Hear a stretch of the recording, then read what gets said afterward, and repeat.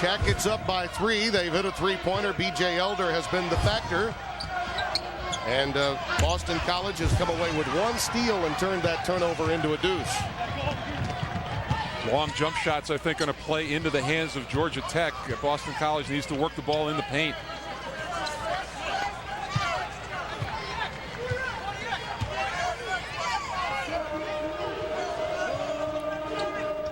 Lewis with the pop out.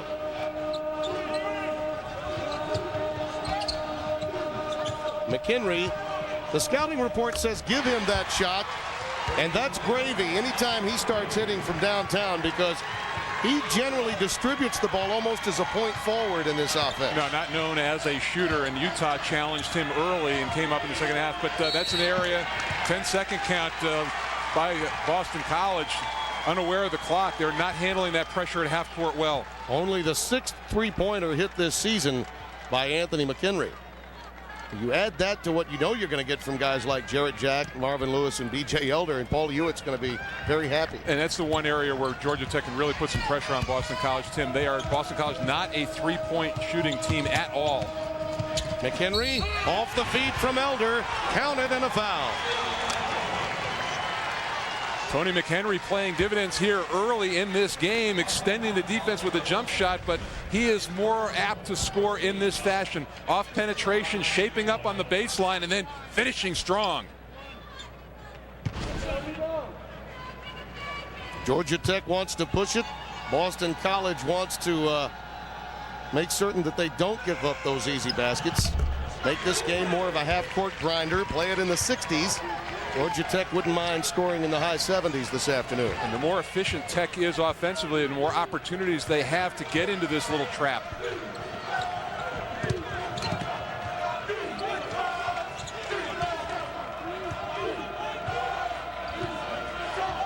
When Craig Smith and Dudley begin to find one another on the block out of these half-court sets, Mike, that's when they are most effective.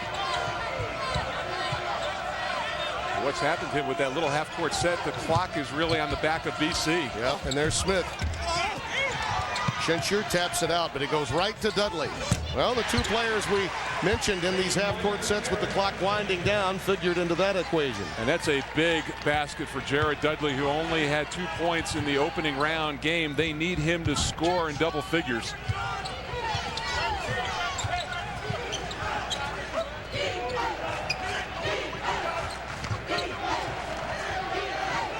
Elder, clearly the best all-around player on this Georgia Tech team.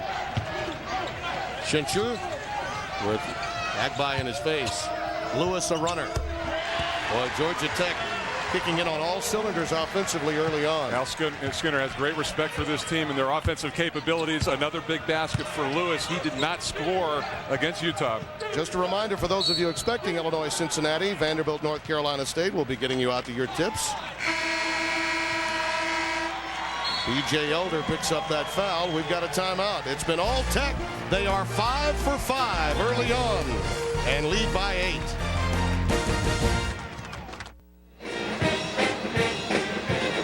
Georgia Tech with the early lead back here in Milwaukee, where Paul Hewitt is one of the hot young coaches in the country. But even as he ascends up that ladder, he doesn't hesitate to seek advice from those he trusts. One of those mentors he talks to on a regular basis is former USC coach George Raveling. The advice he got from Coach Rav this week: coach their minds, not their bodies, to keep this team mentally fresh during the quick turnaround of the tournament, guys.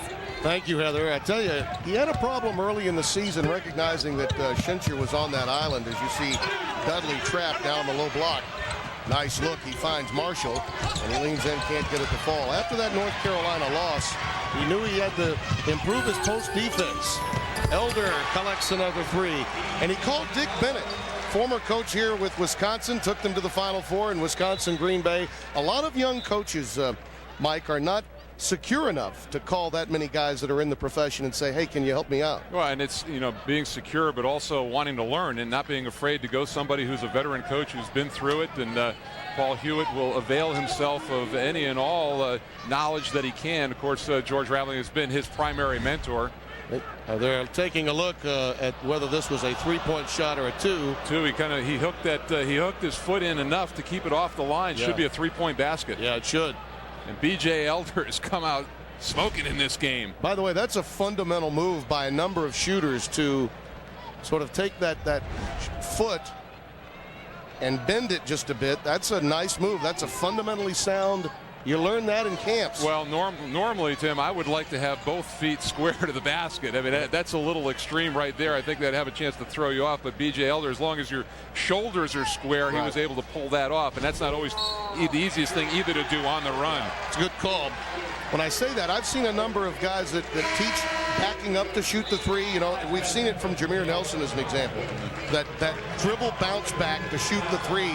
And a lot of times there is a bit of a trick to the trade if you're an outstanding shooter to adjust your feet accordingly. Well, and there's the school of thought like J.J. Redick, guys who stand 5 feet behind the line. Right. They don't care where the line is. They've got unlimited range.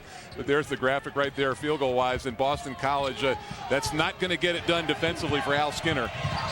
Jermaine Watson loses it. Elder and Jack get involved. 4 turnovers committed by the Eagles. Ismail Mohammed, that's the first miss of the day for Georgia Tech. And Shinshur over the back picks up the personal foul. Yellow Jackets out of the gates very quickly. Interesting that Mohammed would take that shot, not known as a long-range shooter. He is a slasher and driver to the basket. Clarence Moore has come into the game, who's been so outstanding defensively and igniting this team emotionally for Paul Hewitt, replacing McHenry.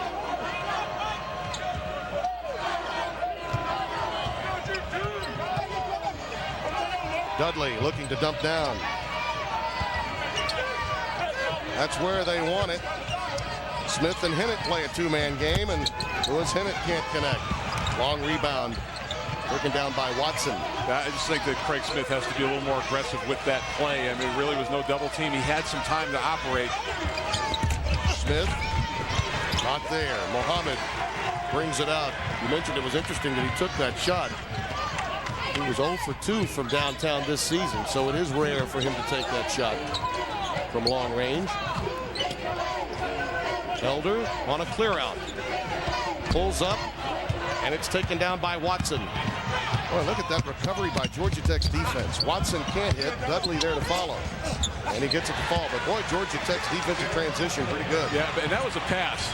No question about it by Watson. That was not a shot. A steal by Watson, and Hennett gets an easy deuce. Well, you talked about managing to get some easy baskets as many of your guides. And you look coming up a bit later, Illinois and Cincinnati, Vanderbilt and North Carolina State. We'll get you out to those games when the opportunity permits itself. You'll certainly be there on time. Out of bounds, last touch by Georgia Tech. Tim, Jermaine Watson is a difference maker and a pace changer for Boston College, and he has had an impact here early in this game. A couple baskets and then also making things happen defensively. At a time when they really needed it. Watson on the floor with Agbai, Hennett, Dudley, and Smith. They really have not been able to get Smith the ball close enough to the basket. Georgia Tech doing a nice job in limiting his opportunities in the paint. Well, they have seen an offense like this. Maryland runs very similar style. Mohammed to steal. That's his specialty. Bring the house down, Mohammed.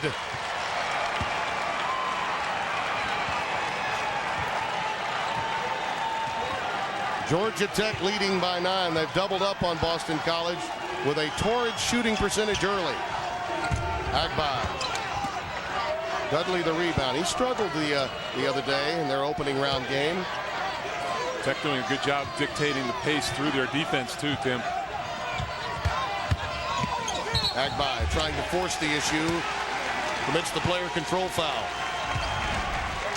Here's the look. When you throw a flat pass across the lane, that's just begging for somebody to come up and steal. Ismail Mohammed, very opportunistic, finishing at the rim, one of the best dunkers in the country. Nate Dornekamp coming into the game, along with Steve Haley for Boston College. Hennett and Miller have taken a seat. Or Marshall. And now with the opportunity for Steve Haley, known as an outstanding defensive player. Both Haley and Watson probably play better at a faster speed, so Al Skinner trying that combination in the backcourt. Mohammed With all of that bounce, you talked about him as a slasher. We've seen 2 examples of it. One on the defensive end and there on the putback. Tim, he's a load, too. He's about 230 pounds, so for a wing player to try to block him out is a challenge. And you saw the graphic a moment ago. There have been 8 field goals now by Georgia Tech, 6 coming off assists, so their offense is very crisp early on.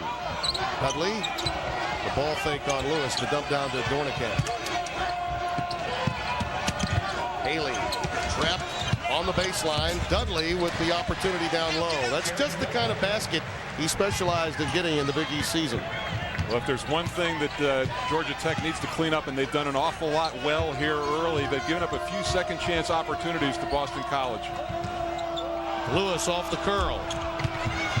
Not there. Loose ball brought down by Dudley, who has 6 today. In just 8 minutes, had only 2 points in 35 minutes against Utah in the opening round. You wonder, as a freshman, and little jitters in his first NCAA action. Watson. That's a 2 just inside the arc.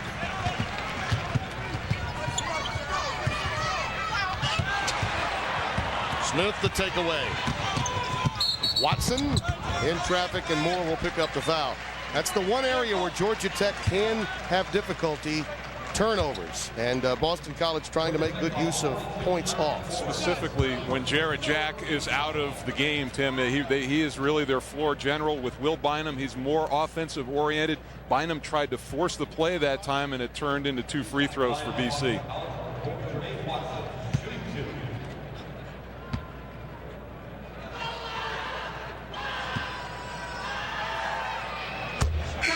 Monday on an all-new Raymond, it's the discovery of a lifetime. Find out one of Ray's brother's biggest secrets. Everybody loves Raymond. Monday on CBS, America's most watched network.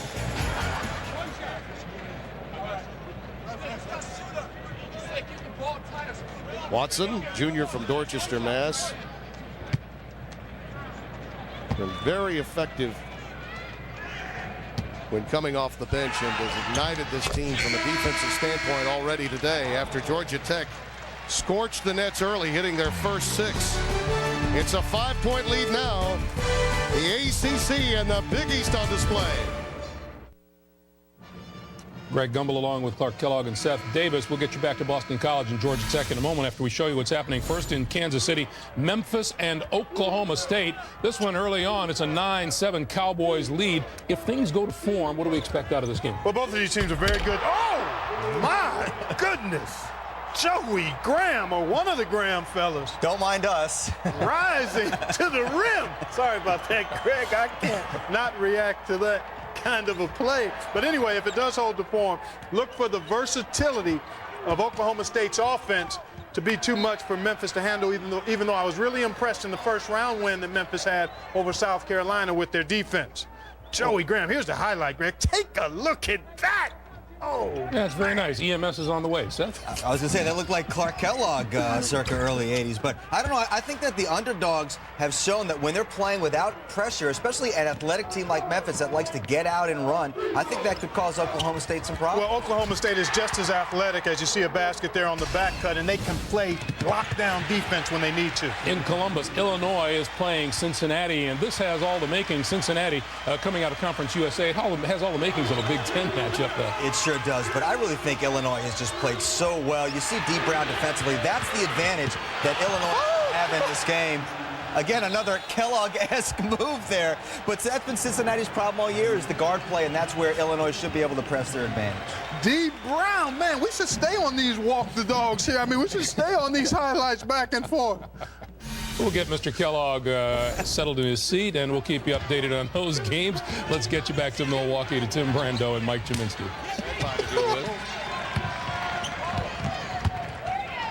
After a 6 of 6 shooting start for Georgia Tech, they've cooled. They've also turned the ball over 6 times, and Boston College has gotten back into it, trailing by 5. Well, Boston College has also kept Georgia Tech in the half court in that stretch, Tim, and it's been much more difficult for Tech to score. Yet another turnover. Marshall, the anticipation. He knew he had Agbai in a trail position on his wing. He just looked up a bit too quickly. Well, McHenry had him measured for the block, and I think that's what really bothered Marshall. It looked like he was trying to come to a 2-foot stop. The ball had other ideas. Already 15 turnovers between these two teams early on. Elder using the glass. And that's what Tech needed to be more aggressive against the Boston College zone. And Elder has really been solid offensively, not only shooting threes, but off the dribble. Nice runner. Jermaine Watson has been a factor since coming in. He has 6. He said this backcourt out there now, Haley Watson, a little more up-tempo oriented, and they've had success in this game. Fincher working it on Dornekamp. Now sets the pick, behind him in no man's land, turns it over with the extra step. And a reminder, those of you expecting to see Vanderbilt and North Carolina State, a couple of backdoor cutting teams, one from the SEC, one out of the ACC, will be getting you out to the tip in another quality 3-6 matchup in its NCAA tournament. That'll be an interesting game. We've seen both of those teams. Kevin Stallings went to the offense, really, that Herb Sendek already had in place this year, and he went from 3-13 in the SEC to 500 and managed to play very well, including a big win in the conference tournament against Mississippi State. Well, either they're going to be running into each other or they're going to be scoring in bunches. Meeting somewhere in the middle, huh? Marshall drains a tray. Well, that's a far better shot than the last one. And he's had a couple of good opportunities on either end. He took over and defensively cut off the lane on Bynum and then was rewarded on the other end with a good look. You get the feeling in watching Georgia Tech, and even in speaking with Paul Hewitt, their coach, that sometimes turnovers don't bother him because of the tempo that they're trying to set. But it's got to be a growing concern now that they've turned it over as many times as they have. They're getting close to 10 halfway through this half. Well, all of them, Tim. The problem is they've all been in the half court. Now, if you're out and running and make a turnover on the break, that's one thing. But if you're working in your half court set and you turn it over, that's not acceptable. Dornekamp on the wing. Boy, Agbai went for the tip. Mistimed his jump.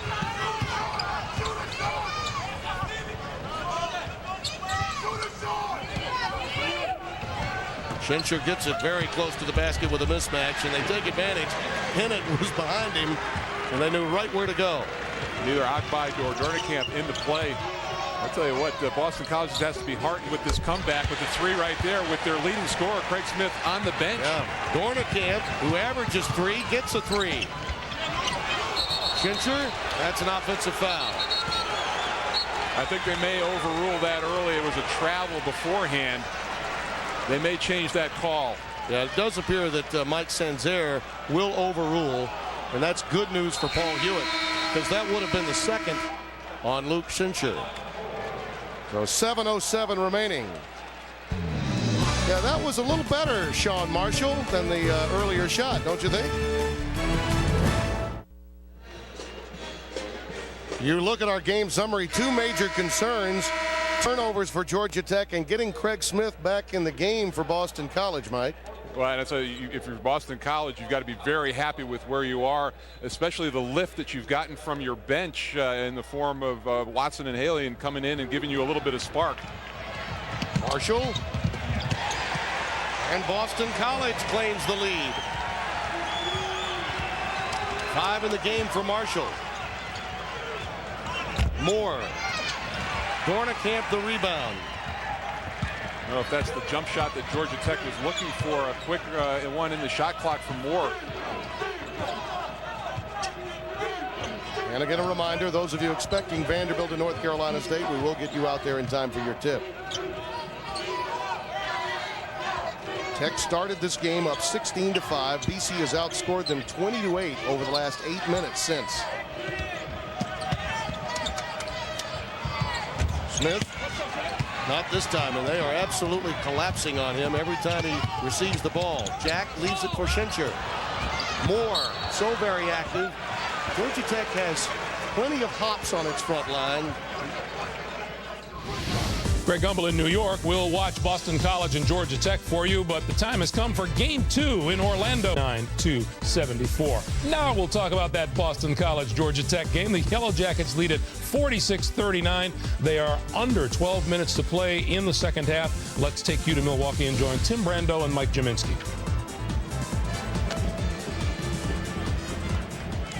The Rambling Wreck with a 7-point cushion. against Boston College. And Jared Dudley, the freshman for Boston College, has really kept his team in it. Craig Smith saddled with foul difficulty. He has 4. Dudley has 5 offensive rebounds, and Yuka Agbai only getting into the scoring column in the second half. Well, and he was characterized yesterday by his teammates as kind of goofy, and I think they meant in a good way, that things just kind of roll off his back. He did not have a particularly good game against Utah, but has bounced back here and has been a factor. He's a big reason while they're still kind of sniffing around this game. Al Skinner describes him as a glue guy, just a stabilizing force, and Agbai and others believe he lives in the moment well, which a lot of young guys will do from time to time. You have to take some of the good with the bad, and maybe the combination makes you goofy. And a foul spotted as Agbai comes out to check Moore. That'll be 3 on him. That sense of urgency, Mike, in the veteran players, you can almost see it in the eyes of Agbai. You know, 5th-year senior, of course, the injury problem last year with the neck. There's an appreciation for where he is. The effort expended is always there in college basketball, but particularly at tournament time with veteran players. We visited also yesterday with Marvin Lewis, the senior from Germantown, Maryland. I think he's a true leader, and he has an innate ability to make it count when it matters most. And an offensive foul spotted by Gerald Boudreau against B.J. Elder. Well, it's the complete and utter finality of a loss. I mean, that's it. All of a sudden, you're sitting in the locker room. You're never going back out on the floor. You're never putting that jersey, especially as a senior. And you don't really want to think about it. You know it's in the back of your mind, but it's a tough thing to come to grips with. Schincher got that foul off the ball rather than Elder, so it's his 3rd, and he takes the seat. Well, you said it to me earlier, back in 1978 when you made it to the championship game against Kentucky. You were a young player on that team. You thought you'd be back many, many times to the Final Four. Well, as a sophomore and a freshman, it's all out there in front of you. But as a senior, your perspective changes and everything changes.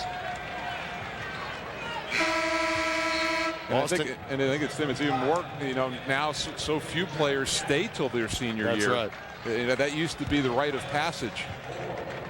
Moore and Bynum sit down. You look at the numbers on Smith and Agbai, how vital they can be, particularly when they're trying to control pace of the game. And today, it's amazing to me that Boston College has hung in there. Right, and I think that's the margin of error is too thin for BC as far as how many points they score and their leading scorers being ineffective.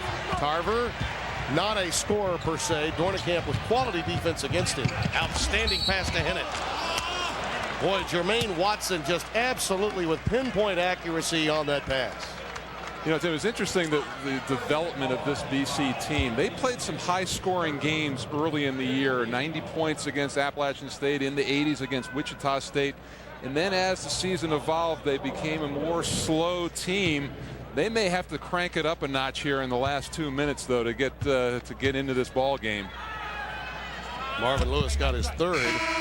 Take a look at our tournament summary, and amazingly, Nevada and Pacific are the only 2 teams remaining west of the Central Time Zone. You see how the Big East and ACC have done. In addition to that, the SEC currently 5-3. And you know, since 1999, Mike, the 10 seeds have an 8-3 record against 2 seeds. We were talking last night. You wanted better production from the lower seeds, and there you have it. But there's your nugget. But in the second round, see, it happens with those teams remaining from the middle of the pack out of the mega conference, as opposed to the so-called mid-major getting that break. And the winner of this game, of course, will go on to face Nevada in the St. Louis region. And Nevada, that was a tremendous effort on their part against Gonzaga. I don't know that a lot of people saw that one coming.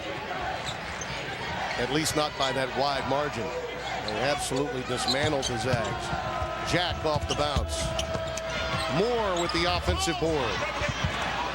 And again, Dornekamp fighting for it. Along with that, his Tarver. And it was right into our camera lens, but I believe everyone's okay. Perhaps bruised and battered, but hanging in. Fighting on the offensive glass, and the jump ball right there, both guys carrying it out. And there has been a liberal changing of the possession arrow in this game. That Georgia Tech lead that was up to 11 has now been whittled down to 5 again. Dornekamp calling on his hockey background to go into the corner and tie the puck up.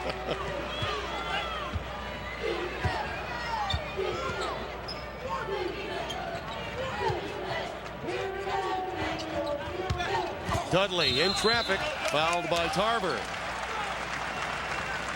Tell you, his quickness down on the baseline is something that he's been able to match Georgia Tech. I think we all thought that they had a quickness advantage today. He's a very difficult player to describe offensively what he does.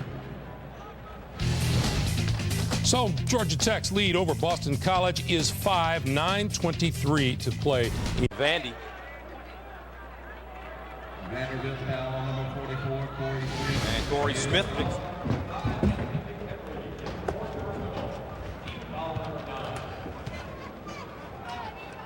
Craig Gumbel in New York. We'll get you back and keep you updated. But right now, let's send you to Milwaukee, Boston College, and Georgia Tech. Tim Brando and Mike Jaminski. Tie of the game. Boston College was down 11 earlier, and with 1 minute remaining, it's 53 all with Jermaine Watson at the free throw line, 72% on the year. And what has become an epidemic in college basketball, the inability to hit crucial free throws. Almost burned Alabama yesterday after their tremendous comeback. And the veteran Ernest Shelton missed 2 to provide Dan Grunfeld an opportunity to tie the game and send it into overtime. Talk about score and clock and how that impacts your form. Boston College now 9 of 15 as a team at the line, and Georgia Tech needs a valuable possession. And the quick timeout taken. Jared Dudley. No cartoon character, but a quality goofy. Boston College, such a dangerous team. You see with the 1-point lead, our game reset, possession arrow to Tech. Complement of timeouts really for both teams. Amazing, Tim, that in this second half, Georgia Tech only 18 points. They've struggled in the half court. Now at the end, Will Bynum, good three-point shooter. Jared Jack can make things happen. He's hit game-winning shots before. Bynum has done nothing today. Tech has missed their last 5 field goal tries. With the game on the line, this is the man that Paul Hewitt wants to have the basketball. And he gives it up, and again another timeout. I don't believe that Hewitt wanted to see P.J. Elder give up the ball. And he called another timeout. Still has 1 remaining. We shall see. Tim Brando, Mike Jaminski, Heather Cox, 54-53. You look at our St. Louis bracket. The winner takes on the Wolfpack of Nevada. And you think about it, only the 3rd time this year BC has had 20 or more turnovers, and with 10 seconds left on the clock, they have lulled Georgia Tech's offense to sleep. Jack takes it in and gets the contact. Foul will go against Smith, and that's number 5. With only 10 seconds left in, that was definitely the play to put the ball in Jack's hands and make him create going to the basket. And what you do is, instead of bailing people out with a jump shot, you force the referees to make a call, and if you're aggressive, you'll normally get that whistle. Boston College has led for a total of 2 minutes and 30 seconds today. And Craig Smith was effectively taken out of this game by Georgia Tech's defense. That's 2 points, ties a career low for him. And now he'll, like so many stars, will be forced to play the role of spectator the rest of the way. Jarek Jack coming to the free throw line for his first attempts of the day, shooting at a 79.4% clip all year. Great quality in having your point guard. And Tim, I talked about the fact that he'll take the shot at the end of the game, beating North Carolina in the ACC tournament with a jump shot with 1.8 seconds to go. So not afraid to put it up in pressure situations. Let's see how he handles free throws. Georgia Tech a 3 seed, Boston College a 6 seed. The threes are the only unbeaten seeding remaining in this NCAA tournament field. They're 5-0 coming into today's play. And the sophomore from Fort Washington, Maryland, ties the game. Defensive for offensive substitution made with Ismail Mohammed, who can create havoc.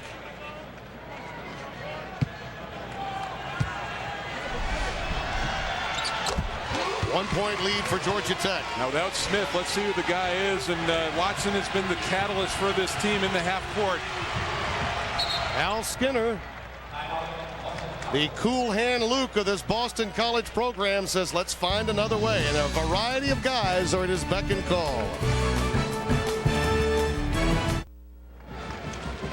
Our game reset with 25.8 remaining. Boston College with Craig Smith not available, who's really been hampered today with foul problems throughout the game. And who would be the best opportunity here, Mike? I've got to believe that Al Skinner's got a variety of opportunities to go inside. Well, and that's the thing. The whole key for him is you haven't been able to key on one person this year, but I've got to think the way Dudley's played and Watson at the end. Watson, I think, is the guy who can get you the opportunity at the rim. Hennett operating at the point. Watson with the pop out. Ishmael Muhammad, quality defender. They try to work pick and roll. Watson in the lane. Loose ball run down by Dudley and company, and a quick timeout taken. 12.6 left. What a big offensive rebound. One more chance. That's all Al Skinner wants.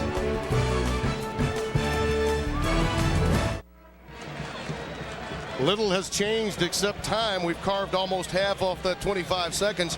When do you believe they initiate their offense in this sequence? I think you have to do it quickly to give yourself an opportunity for offensive rebounding like they did on that last possession. If you get a miss, you have to have a little room for error down the stretch. Well, you saw the offensive rebound was a factor in the first possession. Usually it's the putback in these that sometimes can be the difference. Dudley triggers it in. Haley driving baseline. The steal. Jarrett Jack. Timeout. The good news is that they took the dunk and got a three-point lead, but here's the bad. You didn't need it. Might have been better to just dribble out some clock. Instead, Haley with a poor pass out front on the turnover. Oh, score in time. Jarrett Jack. More left. They're kids, you know, it is a young man's game, but 5.5 remaining, and he could have run out the clock. Well, let's see if Georgia Tech elects here to take a foul before they get it up into half court. Yeah, that's dribble some time off the clock and wrap somebody up. A little bit of a raging debate in college basketball. We'll get the G-Man's plan when we come back.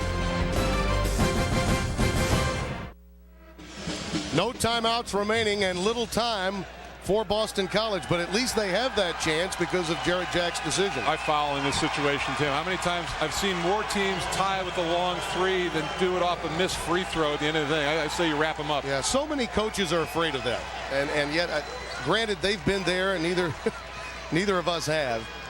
But I think over the last couple of years, we've seen a tendency for coaches to at least begin to talk about it. I don't think it's ever on any one of their coaching charts to give up a foul.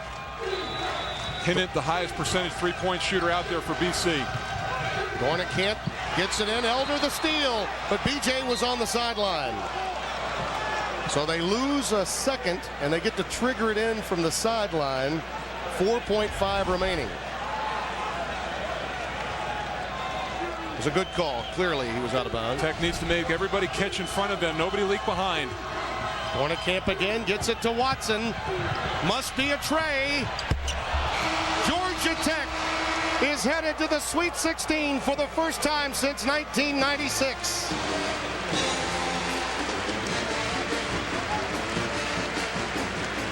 Paul Hewitt's team gets it done.